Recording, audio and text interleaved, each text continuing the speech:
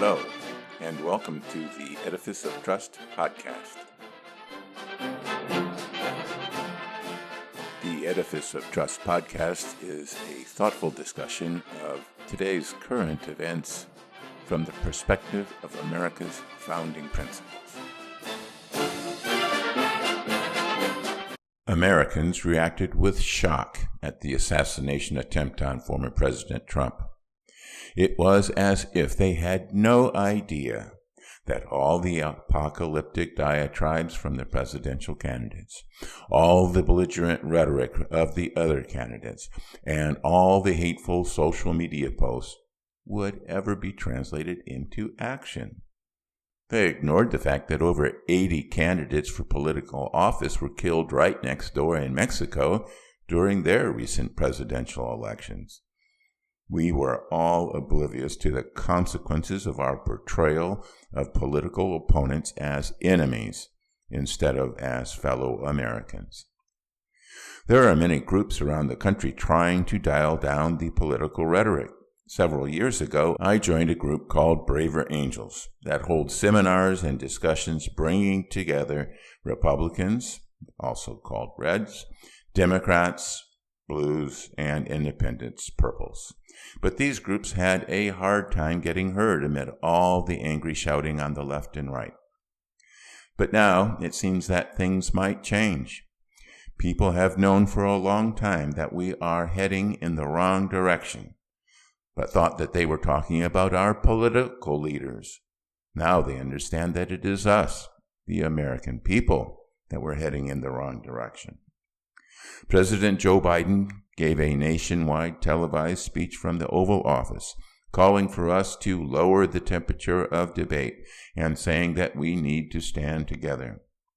Unfortunately, he also said, quote, "The choice that we make in this election is going to shape the future of America and the world for decades to come."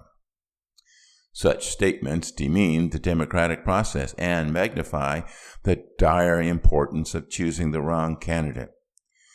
But there will be another presidential election in 4 years, and we can change things if we realize we made a mistake.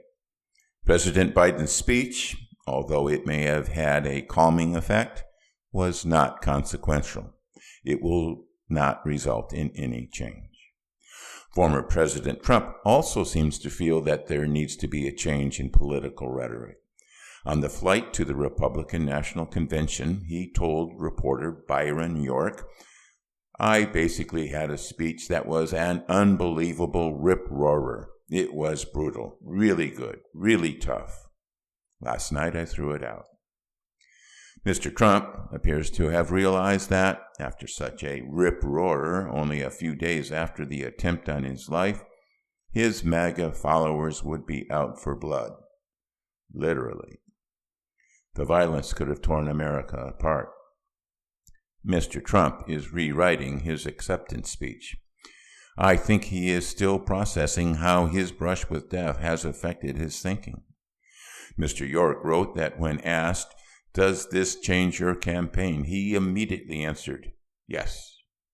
One difference is that he invited former opponent Nikki Haley to speak at the RNC, and she has accepted. Mr. Trump does not have much experience at being a unifier, but his acceptance speech will be consequential. It could transform how the 2024 presidential campaign will be conducted, as well as future campaigns. I'm not a big fan of Donald Trump, but I hope he gets this one right. Thanks for listening.